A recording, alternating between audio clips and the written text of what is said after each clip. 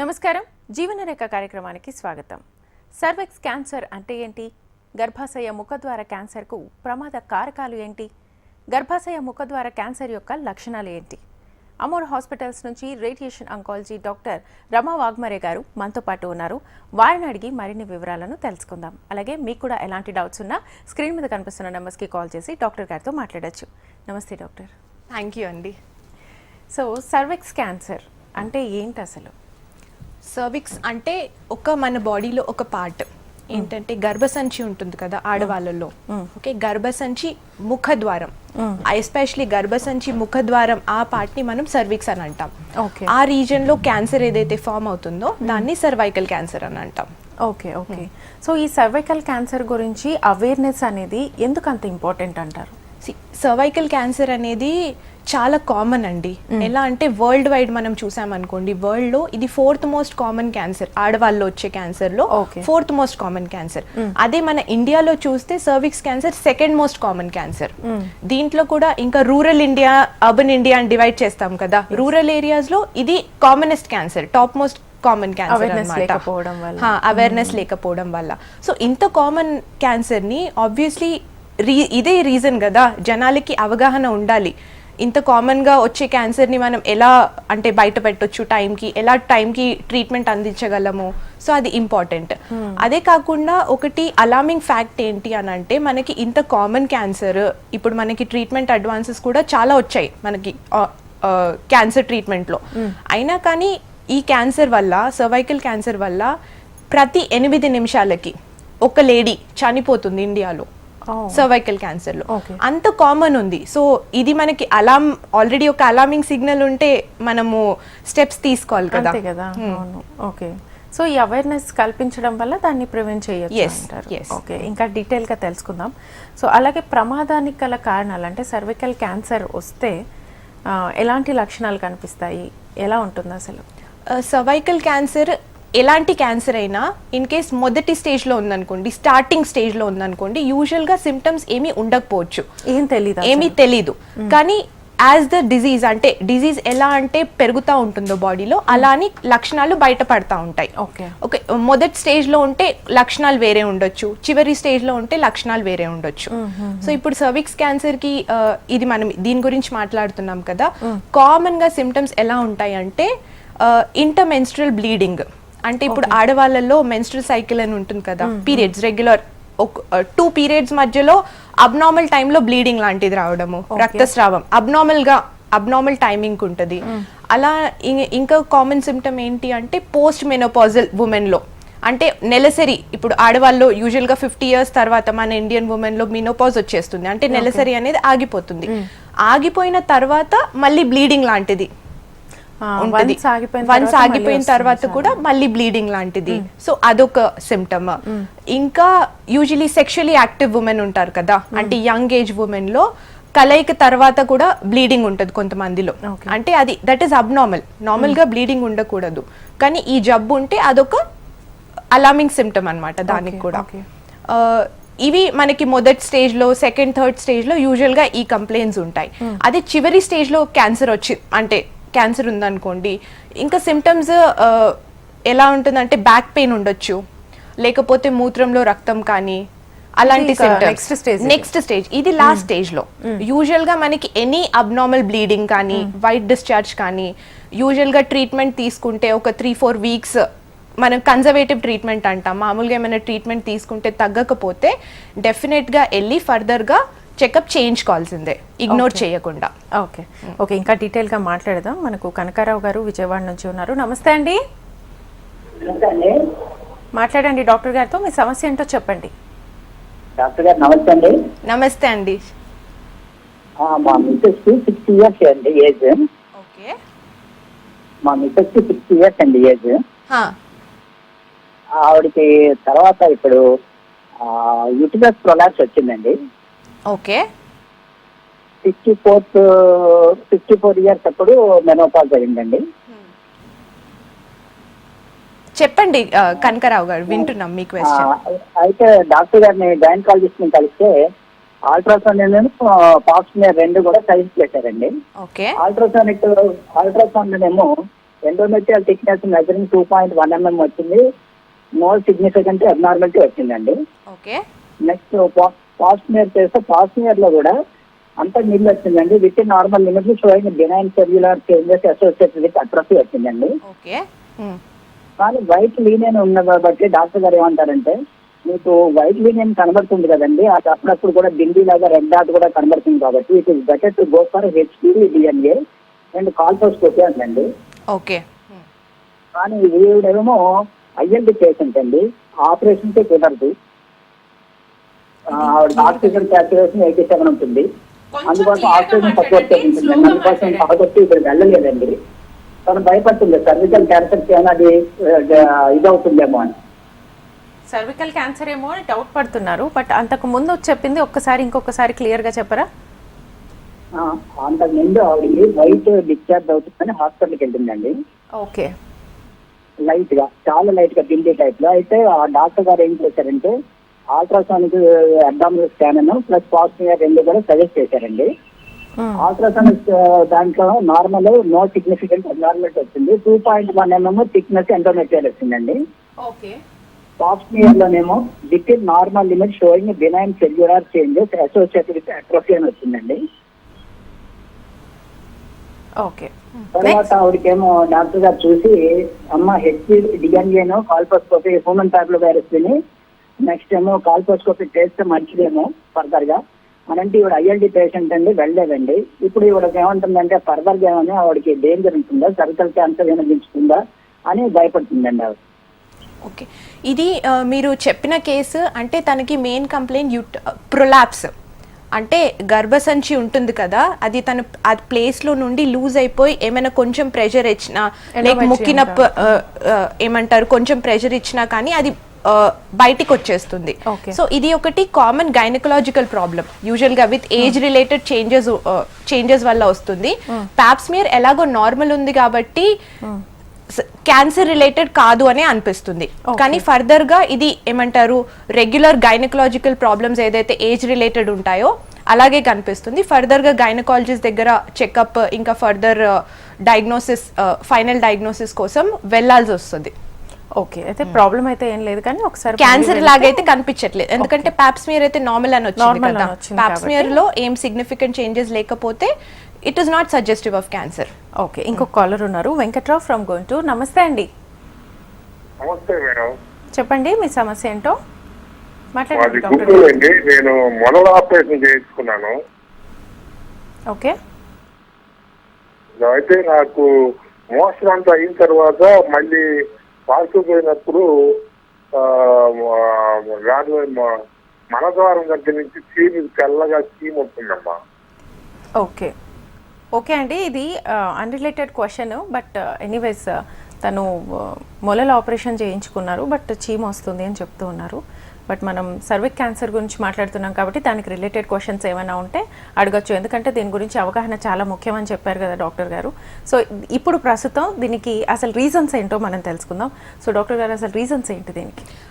Main అంటే ఏ క్యాన్సర్కైనా reasons అంటే we call risk factors అని చెప్తాం. ఏ రిస్క్ ఫ్యాక్టర్ ఉంటే క్యాన్సర్ అనేది రావచ్చు. స్పెసిఫిక్గా ఇప్పుడు సర్వైకల్ క్యాన్సర్లో మెయిన్ రిస్క్ ఫ్యాక్టర్ ఏంటంటే ఒకటి హ్యూమన్ ప్యాపిలోమా వైరస్ ఇన్ఫెక్షన్. దానివల్ల human papilloma virus infection most of the cases cervical cancer రావడానికి ఇదొక రీజన్. ఎట్లా అంటే 80 to 90% of the common population ఉంటారు కదా, ఏదో ఒక టైంలో మనకి హ్యూమన్ ప్యాపిలోమా వైరస్ ఇన్ఫెక్షన్ అనేది ఉంటుంది, వచ్చేస్తుంది. కానీ ఎలా అంటే with time we recover.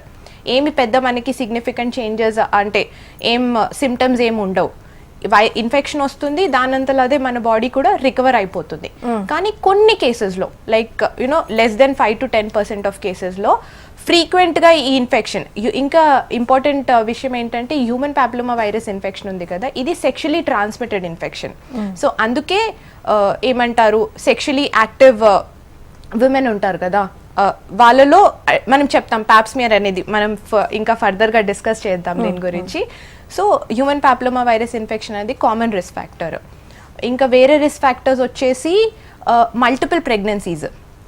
Multiple pregnancy more than 3 pregnancies ఆడవాళ్ళు అంటే మల్టిపుల్ ఉంటే అది ఒక రిస్క్ ఫ్యాక్టర్, ఆడవాళ్ళకి ఎక్కువ రిస్క్ ఉంటుంది. ఇంకా ఎర్లీ మ్యారేజెస్, ఇంకా యంగ్ ఏజ్ ఒక ఉమెన్ లైఫ్ లో సెక్షువల్ యాక్టివిటీ స్టార్ట్ అంటే చాలా యంగ్ ఏజ్ లో స్టార్ట్ అయింది అనుకోండి, ఎస్పెషలీ 18 years కంటే తక్కువ ఏజ్ లో మ్యారేజ్ చేస్తే, లేకపోతే దానికంటే తక్కువ ఏజ్ లో సెక్షువల్ యాక్టివిటీ అనేది మొదలైతే ఆ ఉమెన్ కి కొంచెం రిస్క్ అనేది ఎక్కువ ఉంటుంది. ఇంకా ఇక ఇంపార్టెంట్ రిస్క్ ఫ్యాక్టర్ ఏంటంటే ఇమ్యూనిటీ తక్కువ ఉన్న డిజీజ్, అంటే ఏవైతే ఇమ్యూనిటీ తగ్గించేస్తాయో diseases like HIV, AIDS diseases ఉంటాయి కదా, ఆ ఉమెన్ లో రిస్క్ అనేది కొంచెం ఎక్కువ ఉంటుంది. దీంతో పాటు లైఫ్ స్టైల్ చేంజెస్, స్మోకింగ్ ఎవరికైతే అలవాటు ఉంటుందో ఆ ఉమెన్ కూడా రిస్క్ ఎక్కువ ఉంటుంది. రిస్క్ ఫ్యాక్టర్ ఇది. Smoking is also strong risk factor. అన్ని క్యాన్సర్స్ తో పాటు సర్విక్స్ క్యాన్సర్ కి కూడా స్మోకింగ్ అనేది రిస్క్ ఫ్యాక్టర్. ఓకే, ఇవన్నిటిని బేస్ చేసుకోవాలి ఏ రీజన్స్ వల్ల వస్తాయని. ఓకే మేడం, ఇంకా కంటిన్యూ చేద్దాం. నెక్స్ట్ కాలర్ ఉన్నారు, ప్రసాద్ ఫ్రమ్ చెన్నూరు. నమస్తే అండి ప్రసాద్ గారు. నమస్తే, మాట్లాడండి, కొంచెం గట్టిగా మాట్లాడండి, మీ సమస్య ఏంటో చెప్పండి. గట్టిగా మాట్లాడండి. నమస్తే అండి, చెప్పండి మీ సమస్య ఏంటో. అది నాకు 2-3 years ముందు కడుపులో నొప్పి బ్లీడింగ్ అది అవుతుంటే వెళ్ళామండి, డిశ్చార్జ్ అవుతుంటే. హలో చెప్పండి. కడుపులో నొప్పి వస్తే బ్లీడింగ్ అయింది, వెళ్ళారు హాస్పిటల్ కి. వైట్ డిశ్చార్జ్ అవుతుంటే వెళ్ళాము, వెళ్తే చూశారు, చూసి అది గర్భసంచి ఫోటో వచ్చింది, ఆపరేషన్ చేయించుకోవాలని చెప్పారు. తర్వాత కూడా మందులు వాడాము, అయినా కానీ తగ్గలేదు. అది మామూలుగా టెస్ట్ చేసి క్యాన్సర్ ఏం కాదమ్మా, అది మామూలుగా ఆపరేషన్ చేయించుకుంటే 2 years తర్వాత అయినా చేయించుకోవాల్సిందే అని చెప్పారు. అది చేయించుకుంటే కొంచెం ఆడిటైనా ఇబ్బంది ఏమి ఉండదా, లేదా చేయించుకోవాల్సిందేనా అని అడుగుదామని. మీ వయసు ఏంటమ్మా? 33 years అండి. ఎంత? 33. 33. మీకు అంటే క్వశ్చన్ యాక్చువల్లీ అంటే చెప్పాలంటే నాకు క్లియర్ గా వినిపించలేదు, సరిగ్గా క్లియర్ గా. డిశ్చార్జ్ ఎక్కువ అవుతుంటే వెళ్ళారట హాస్పిటల్ కి. సో డాక్టర్ చూసి ఇది క్యాన్సర్ కాదు, బట్ 2-3 years తర్వాత అయినా సరే తీసేసేయాలి, బట్ ఇప్పటికైతే మెడిసిన్స్ వాడచ్చు అని అన్నారట. ఇంకా సీరియస్ అవుతుందా, క్యాన్సరా కాదా అని అడుగుతున్నారు. ఓకే అమ్మ, మీకు ఇది క్యాన్సర్ సంబంధించిన టెస్ట్లు ఏమైనా చేసుంటే దాంట్లో నెగటివ్ వచ్చింది అనుకోండి, ఒకసారి మనకు రూల్ అవుట్ అయిపోతే వేరే కామన్ గైనకలాజికల్ ప్రాబ్లమ్ లాగే అనిపిస్తుంది. సో అది కూడా ఏంటి ఫైనల్ డయాగ్నోసిస్, ఇప్పుడు మనకి జబ్బుల్లో కూడా మనకి చాలా రకాలు ఉంటాయి. ఎగ్జాక్ట్ డయాగ్నోసిస్ ఏంటో అది దాన్ని బట్టి ఆపరేషన్ అవసరమా లేదా మనం అప్పుడే చెప్పొచ్చు. సో మీ కేసులో ఏంటంటే యాక్చువల్లీ ఇంకా మనము వేరే ఇన్వెస్టిగేషన్స్ ఏమైనా రిపోర్ట్స్ కానీ ఉంటే క్లియర్ గా గైడ్ చేయడానికి ఉంటది. నేను సజెస్ట్ చేస్తాను ఒకసారి హాస్పిటల్ అంటే వచ్చేసి ఫిజికల్ కన్సల్టేషన్ తీసుకుంటే ప్రాపర్ గా మిమ్మల్ని గైడ్ చేయొచ్చమ్మా. ఓకే ఓకే, ఇప్పుడు రీజన్స్, రిస్క్ ఫ్యాక్టర్స్ అన్ని చూసాం కదా, లక్షణాలు కూడా ఎలా ఉంటాయో తెలుసుకున్నాం. ఇప్పుడు ఇందులో స్క్రీనింగ్ టెస్ట్లు అన్నారు కదా మీరు, పాప్స్మియర్ ఇలాంటివి చాలా ఉన్నాయి. ఎలాంటి స్క్రీనింగ్ టెస్ట్లు ఉన్నాయి అసలు? సో సర్వైకల్ క్యాన్సర్ ఒక విధంగా చెప్పాలంటే ఒక మంచి క్యాన్సర్. అంటే ఇప్పుడు ఇప్పటివరకు అంటే స్టార్టింగ్ లో చెప్పినప్పుడు ప్రతి 8 నిమిషాల్లో ఒక లేడీ చనిపోతుంది అని అన్నాము, కానీ దాంతో అంటే అది ఒక ఫ్యాక్ట్. ఇంకో ఫ్యాక్ట్ ఏంటి అని అంటే మనం దీన్ని ప్రివెంట్ చేయొచ్చు, అంటే మన చేతుల్లో ఉంది, it is in our hands. అది మనకి స్క్రీనింగ్ టెస్ట్ అనేది ఇంపార్టెంట్. ఒక అంటే మనకి ఏమంటారు, ఒక ఆయుధం లాంటిది అనమాట. So screening test for cervical cancer ఏంటి అంటే ఒక సింపుల్ టెస్ట్ అమ్మా. ఇది ఎట్లా అంటే ఓపీడీ ప్రొసీజర్, వస్తారు ఒక 5 to 10 minutes లో అయిపోతుంది. దాన్ని పాప్స్మియర్ అంటాం మనం. అదేంటి, యూజువల్ గా గైనకాలజిస్ట్ లేకపోతే ఆంకాలజిస్ట్ మా క్లినిక్ లో వస్తే ఆడవాళ్ళు సర్విక్స్ అనేది నేనైతే ఏదైతే పార్ట్ చెప్పానో, యూట్రస్ ది ఎండ్ పార్ట్, గర్భాశయంలో ఎండ్ పార్ట్, ముఖద్వారం అని అంటాం కదా, దాని నుండి సెల్స్ తీసేసి మనం ల్యాబ్ కి పంపిస్తాం. దాంట్లో మనం అనలైజ్ చేస్తాం ఆ సెల్స్ లో ఏమైనా అబ్నార్మాలిటీ ఉందా, లేకపోతే నార్మల్ గా ఉన్నాయా, లేకపోతే normal to cancer transformation stage ఉంటది కదా, ఆ స్టేజ్ లో తెలిసిపోతుంది. సో మనం దాన్ని బట్టి చూడండి, మనకి క్లియర్ గా ఓకే నార్మల్, అబ్నార్మల్ లేకపోతే క్యాన్సర్ ట్రాన్స్ఫార్మ్ అయిపోయింది, మనకి మన కళ్ళ ముందు క్లియర్ గా పిక్చర్ ఉంటే ట్రీట్ చేయడం ఈజీ అవుతుంది కదా. So it is a very simple test Pap smear అనేది. ఇది ఏంటంటే ఆడవాళ్ళు especially sexually active women 21 to 65 years age, అంటే కామన్ గా యూజువలీ మన ఇండియన్ సినారియోలో యూజువలీ బై 2021 మ్యారేజ్ అయిపోతుంది కాబట్టి సో అది ఏజ్ గ్రూప్ అట్లా 21 to 65 ఏజ్ లో పాప్స్మియర్ చేయించుకోవాలి. ఇది ఎలా అంటే once in 3 years. 3 years once చేసుకుంటే వన్స్ ఇన్ 3 years. ఎందుకంటే ఇది కాస్ట్ ఎఫెక్టివ్ కూడా, అంటే మరీ అంత కాస్ట్లీ టెస్ట్ కూడా కాదు, సింపుల్ ఓపీడీ ప్రొసీజర్, పెయిన్లెస్ ఉంటుంది. సో అందుకే చెప్పాను కదా, మీరు చెప్పినట్టు నాకు కరెక్ట్ వర్డ్ రాలేదు, ఆయుధం లాంటిది ఇది యాక్చువల్ గా సింపుల్ ప్యాప్ టెస్ట్ అనేది. సో ప్రికాషన్స్ అయితే తీసుకోవచ్చు. ఎస్. ఇంకా దీంతో పాటు ఇంకా ఏంటంటే ఇప్పుడు సెక్షువల్లీ యాక్టివ్ ఉమెన్ లో అంటే అదొక రిస్క్ ఫ్యాక్టర్ అని చెప్పాం కదా, ఎర్లీ ఏజ్. సో దానికి సేఫ్ ప్రొటెక్టెడ్ సెక్స్ అంటే కాండమ్స్ యూజ్ చేయడము. ఎందుకంటే నేను ముందు చెప్పాను కదా, హెచ్పివి వైరస్ ఇన్ఫెక్షన్ వల్ల ఇది కామన్ గా వస్తుంది అనేది. సో అది సెక్షువల్లీ ట్రాన్స్మిటెడ్ ఇన్ఫెక్షన్. అది ఎలా ప్రివెంట్ చేయొచ్చు? ప్రాక్టీసింగ్ సేఫ్ సెక్స్ అంటే యూజింగ్ కాండమ్స్. దాని వల్ల ఏమవుతుందంటే ఈ ఇన్ఫెక్షన్ అనేది ప్రొటెక్ట్ చేసుకోవచ్చు. సో ఇది కూడా ఒకటి ఇంపార్టెంట్ ఫ్యాక్టర్, అంటే ప్రికాషన్ లాగా తీసుకోవచ్చు. ఇంకో కాలర్ ఉన్నారు, అమ్మాజీ తూర్పుగోదావరి జిల్లా నుంచి. నమస్తే అండి, మాట్లాడండి, మీ సమస్య ఏంటో చెప్పండి డాక్టర్ గారితో. హలో డాక్టర్ అండి, నాకు 3 years బ్యాక్ ఓవర్ బ్లీడింగ్ అవుతుంటే హాస్పిటల్కి వెళ్ళానండి. గర్భవతి దగ్గర త్వర అల్సర్గా ఉందని క్లీన్ చేయాలన్నారు. చేసిన తర్వాత మళ్ళీ ఇప్పుడు రీసెంట్గా డిసెంబర్ నెల నుంచి మళ్ళీ కంటిన్యూస్ గా బ్లీడింగ్ అవుతుంది. మధ్యలో 2 సార్లు ఒకసారి గ్యాస్ తగ్గినా కానీ మళ్ళీ మామూలుగా లైట్ గా అనిపిస్తుంది, మళ్ళీ ఒకసారి ఓవర్ అవుతుంది. ఓకే, మీ సమస్య ఏంటంటే 3 years బ్యాక్ మీకు ఓవర్ బ్లీడింగ్ అవుతుంటే హాస్పిటల్కి వెళ్ళారు, క్లీన్ చేస్తామని చెప్పి క్లీన్ చేశారు కదా? అవునండి, గర్భసంచి కూడా దళసరిగా ఉంది అని క్లీన్ చేయాలి అందరూ చేశారు. తర్వాత మామూలుగా నార్మల్ గా నెలలో వచ్చే డేట్ మళ్ళీ డేట్ 2 నెలలకు ఒకసారి వచ్చింది, తర్వాత నుంచి ఆగట్లేదు.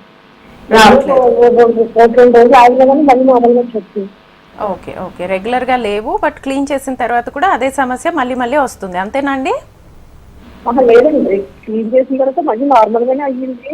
మొన్న ఈ లాస్ట్ 4 months నుంచి 2 సంవత్సరాలు గ్యాప్ వచ్చింది, 2 years గ్యాప్ వచ్చింది, రాలేదు. ఓకే ఓకే, గ్యాప్ వస్తుంది మళ్ళీ. బ్లీడింగ్ అసలు అవ్వలేదు. ఓకే అండి, ఓకే. డిసెంబర్ నెల నుంచి మళ్ళీ కంటిన్యూస్ గా అవుతుంది, మధ్య మధ్యలో 1-2 రోజులు ఆగినా కానీ మళ్ళీ తర్వాత మళ్ళీ మామూలుగా లైట్ గా ఒకసారి ఎక్కువగా ఒకసారి అలా అవుతుంది. మళ్ళీ మళ్ళీ ఆగి ఆగి వస్తుంది. కాబట్టి ఇప్పుడు మీ సమస్య ఏంటి? మళ్ళీ అదేమైనా క్యాన్సరా, లేకపోతే ఏం చేసుకోవాలి ట్రీట్మెంట్ అని అడుగుతున్నారు? ఓకే, ఏజ్ ఎంత చెప్పారమ్మా మీది? 47.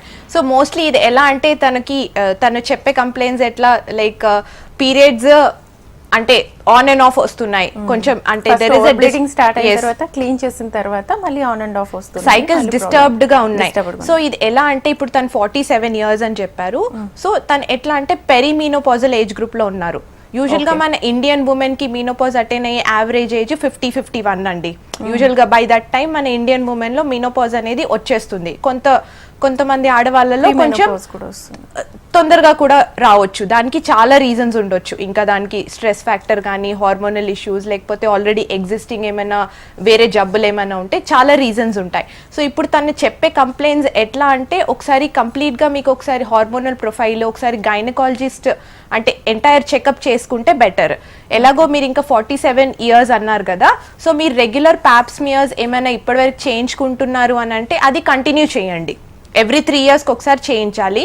ఇప్పటివరకు చేయించలేదు అని అంటే ఇప్పుడు గైనకాలజిస్ట్ దగ్గరికి వెళ్ళి క్యాన్సరా కాదా మీకు అంటే డౌట్, అది స్క్రీనింగ్ ప్రొసీజర్ కదా, get a Pap smear test done, అంతే. ఓకే, ఏ ప్రాబ్లం ఉన్నా ఉమెన్స్ కి ప్రజెంట్ ఫస్ట్ అక్కడికే వెళ్తారు కదా, ఇది ఉందేమో మాకు ఆ డౌట్ వస్తూ ఉంటుంది. సో మీరు ఇచ్చిన అవేర్నెస్ వల్ల కొంచెం clarity. So it is common. So మనం చూసుకోవాల్సింది ఏంటంటే ఫస్ట్ ఉమెన్ కి కంప్లైంట్స్ ఉంటే ఏ ఏజ్ గ్రూప్ లో ఉన్నారు, సో అది ఇంపార్టెంట్. మనము ఇప్పుడు చాలా మంది అంటారు డాక్టర్స్ దగ్గరకు వస్తే మేము ఇన్ని క్వశ్చన్లు అడుగుతాం అంటారు. ఎందుకంటే reason like to conclude a diagnosis, మేము ఒక డయాగ్నోసిస్ అంటే మేము కూడా బ్యాక్ డేట్ వెళ్ళి అన్ని క్యాల్కులేట్ చేసుకోవాలి దేని వల్ల అయ్యి. సో దానికోసం మేము అడిగేది హిస్టరీ. ఇప్పుడే కాలేజ్ లో నేను 2-3 times అడిగాను మీ ఏజ్ ఎంత అంటే. సో దిస్ ఇస్ ఇవి ఇంపార్టెంట్ డీటెయిల్స్ మనకి. ఏజ్ ఎంత, పిల్లలు ఎంత మంది, అంటే ఇప్పుడు చాలా మంది ఇప్పుడు ఆడియన్స్ లో అనుకుని ఉంటారు, అబ్బా డాక్టర్ దగ్గరికి వెళ్ళి ఇన్ని క్వశ్చన్స్ అడుగుతారు కదా. సో ఇవి అవసరం అమ్మా. ఎనీథింగ్, క్యాన్సర్ జబ్బా, క్యాన్సర్ కాకపోయినా ఏం జబ్బు తెలుసుకోవడానికి ఇవి బేసిక్ డీటెయిల్స్, మస్ట్ డీటెయిల్స్ అన్నమాట మాకు కావాల్సింది. సో ఆడవాళ్ళలో ఏంటంటే ఒక్కొక్క ఏజ్ లో ఒక్కొక్క ప్రాబ్లమ్స్ వస్తూ ఉంటాయి కాబట్టి దానికి రిలేటెడ్ గా మీరు క్వశ్చన్స్ అడుగుతారు. ఇందాక మీరు చెప్పారు కదా హెచ్పివి అని చెప్పేసి, దానికి సంబంధించి ఈ మధ్య కాలంలో ఇంజెక్షన్స్ ఇవి వింటూ ఉన్నాం, వ్యాక్సినేషన్స్. ఇంతకు ముందు తెలీదు చాలా మందికి, ఇప్పుడు వాళ్ళు వేసుకోవచ్చా, అసలు ఎవరు వేసుకోవాలి హెచ్పివి, ఎంత డోసేజ్ వేసుకోవాలి? ఓకే, సో హెచ్పివి వ్యాక్సినేషన్ అనేది ఇప్పుడు మళ్ళీ క్లియర్ గా మనం స్టార్టింగ్ నుండి చెప్పాను, హెచ్పివి అనేది రిస్క్ ఫ్యాక్టర్. సో ఆబ్వియస్లీ అది మనం ఇన్ఫెక్షన్ ఎంత వరకు అయితే ప్రివెంట్ చేసే ఏమంటారు వేస్ చూసుకోవచ్చు. ఫస్ట్ అనేది మనం ప్రికాషనరీ మాట్లాడుకున్నాము, ఏమంటారు ప్రాక్టీసింగ్ సేఫ్ సెక్స్. ఇంకొకటి బెస్ట్ మన దగ్గర ఉన్న ఏంటంటే హెచ్పివి వ్యాక్సినేషన్. అది this up to 90% cervical cancer cases HPV vaccination తో మనం ప్రివెంట్ చేయగలము. అంటే వ్యాక్సినేషన్ అనేది అంత ఎఫెక్టివ్. ఓకే, కానీ దీనికి కూడా కొన్ని మనకి క్లాజ్ ఉంటాయి ప్రతి దానికి, అంటే టర్మ్స్ అండ్ కండిషన్స్ ఉంటది కదా. సో సంథింగ్ లైక్ దట్ అని చెప్పొచ్చు. HPV vaccination recommended age group, మనకి ప్రతి దానికి మన గైడ్ లైన్స్ ఉంటాయి, ఏ ఏజ్ లో తీసుకోవచ్చు అని చెప్పేసి. మామూలుగా గర్ల్స్ 9 to 14 years ఏజ్ ఉంటుంది కదా, ఆ ఏజ్ గ్రూప్ లో వ్యాక్సినేషన్ రికమెండెడ్ ఉంది. కానీ విత్ టైం ఎలా అయిందంటే మనకి చాలా అడ్వాన్సెస్ వచ్చాయి. ఇప్పుడు 9 to 26 ఏజ్ లో కూడా వేసుకోవచ్చు, అప్ టు 26 years ఏజ్. ఇంకా అంటే we have like come long way, మనకి చాలా అంటే మనం అడ్వాన్స్మెంట్స్ వస్తున్నాయి. సో 45 ఏజ్ వరకు కూడా వ్యాక్సినేషన్ తీసుకోవచ్చు. అంటే వేసుకోకపోయినా ఇప్పుడైనా వేసుకోవచ్చు. సో 9 to 45 ఏజ్ గ్రూప్ అమ్మా మనము హెచ్పివి వ్యాక్సినేషన్ అనేది తీసుకోవచ్చు. కానీ దీంట్లో వస్తుందని డౌట్ ఉన్నా వేసుకోవచ్చు. దీంట్లో డిఫరెన్స్ ఏంటి అంటే నేను ఇప్పుడు చెప్తాను. యంగ్ ఏజ్ అని ఎందుకు స్పెసిఫై చేశాను నేను ఫస్ట్ అడిగితే, మీరు అడిగారు, ఐ టోల్డ్ అంటే 9 to 26, I could have told అంటే 9 to 45 డైరెక్ట్ చెప్పకుండా 9 to 14 అని 26. ఎందుకు అంటే హెచ్పివి వ్యాక్సినేషన్ ఒక గర్ల్ లైఫ్ లో, girl women sexual activity start అయ్యే ముందు ఈ వ్యాక్సిన్ ఇస్తే ఎఫెక్టివ్ ఉంటది. ఓకే, అంటే మరి ఎఫెక్టివ్నెస్ అంటే ప్రొటెక్షన్ ఎక్కువ ఉంటది. అలా అని చెప్పేసి ఇవ్వకుండా అంటే 45 వరకు ఇప్పుడు డౌటా, ఇస్తే పని చేస్తుందా లేదా, అలా పని చేస్తుంది. కానీ మనకేంటంటే ఎఫికసీ అని అంటాం కదా, యంగ్ ఏజ్ లో సెక్షువల్ యాక్టివిటీ స్టార్ట్ అయ్యే ముందు ఇస్తే ఎక్కువ ఎఫెక్టివ్ ఉంటుంది అనమాట. Okay okay okay, next caller ఉన్నారు, ఆంజనేయులు గారు ఫ్రమ్ తూర్పుగోదావరి జిల్లా. నమస్తే అండి. మేడం గారు నమస్తే. చెప్పండి, మీ సమస్య ఏంటో మాట్లాడండి డాక్టర్ గారితో. మేడం గారు, మా మిస్సెస్ గారికి మెన్సెన్స్ డేట్ ఆగిపోయింది మేడం. మేడం గారు నమస్తే. మీరు టీవీ చూడకండి, డైరెక్ట్ గా క్వశ్చన్ చెప్పండి క్లియర్ గా. టీవీ అని చూడట్లేదు మేడం. ఓకే చెప్పండి. మేడం గారు, మా మిస్సెస్ గారికి మెన్సెన్స్ డేట్ ఆగిపోయింది మేడం. ఓకే, ఆగిపోయింది. ఇంకేమైనా ఉందా అండి క్వశ్చన్? ఓకే, కాల్ కట్ అయింది, క్లారిటీ లేదు. సో చాలా మంది ఆడవాళ్ళలో ఈ ముఖద్వార క్యాన్సర్ గురించి మీరు అన్నట్లుగా అవగాహన లేదు. అవగాహన పెంచుకోవాలి అంటే అసలు ఏం చేయాలి అందరూ? సో ఇప్పుడు ఇది మనము ప్రోగ్రామ్ కండక్ట్ అంటే మెయిన్ రీజన్ ఒకటి ఉంది, మన జనవరి మంత్ అనేది అంటే స్పెషల్ గా చాలా వరకు అవేర్నెస్ క్యాంపెయిన్స్, ఎవరైతే ఎడ్యుకేటెడ్ పాపులేషన్ ఉన్నారో వాళ్ళకి తెలుసు జనవరి మంత్ అనేది అవేర్నెస్ మంత్ లాగా సెలబ్రేట్ చేస్తాం. అంటే సెలబ్రేషన్ అని అంటే ఇట్ ఈస్ మనం అందరికీ తెలియచేయాలి ఈ క్యాన్సర్ ఎందుకు వస్తుంది. ఇప్పుడు మనం డిస్కషన్ చేసుకున్నాం కదా, ఇవన్నీ కామన్ పబ్లిక్కి, ఎవరికైతే వాళ్ళు ఎడ్యుకేటెడ్ ఉన్నా కాకపోయినా కామన్ అంటే అన్ఎడ్యుకేటెడ్ పాపులేషన్, రూరల్ ఇండియా అందరికీ తెలియాలి కాబట్టి.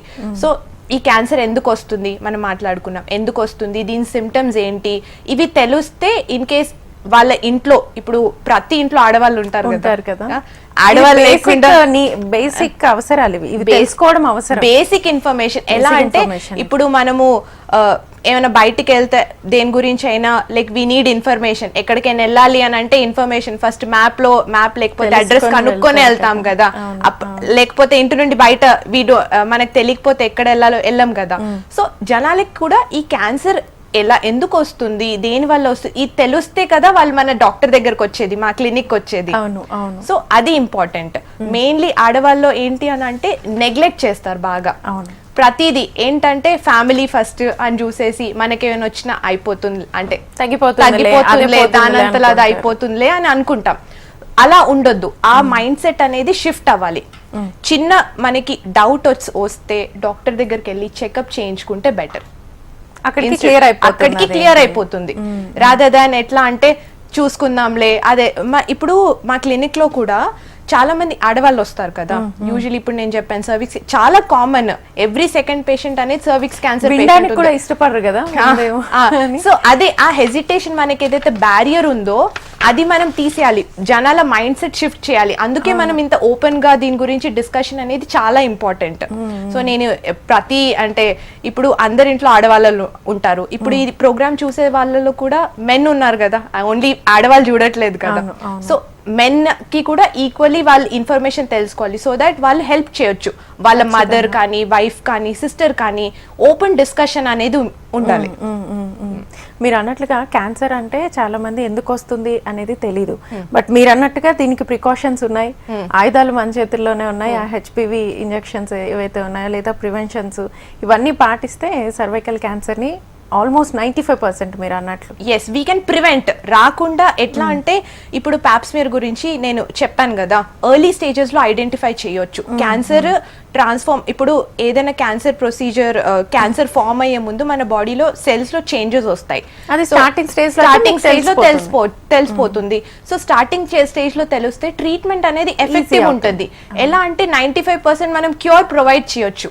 ఓకే ఎర్లీ స్టేజ్ లో లేకపోతే ప్రీ క్యాన్సరస్ స్టేజ్ లో కూడా మనం ప్యాప్స్మియర్ తో బయట పెట్టొచ్చు. సో అది మెయిన్ రీజన్ చెప్పేది స్క్రీనింగ్ ప్రొసీజర్ చేయించుకోవడానికి. Okay, thank you so much doctor. So basic అవగాహన ఇది చాలా మందికి తెలీదు. కాబట్టి ఈ ప్రోగ్రామ్ ద్వారా చాలా మందికి వెళ్ళి ప్రికాషన్స్ తీసుకొని హెల్దీగా ఉంటారని కోరుకుంటున్నాం. Thank you so much. Thank you అండి. చూసారు కదండి, ఇది ఇవాల్టి జీవనరేఖ కార్యక్రమం. నమస్కారం.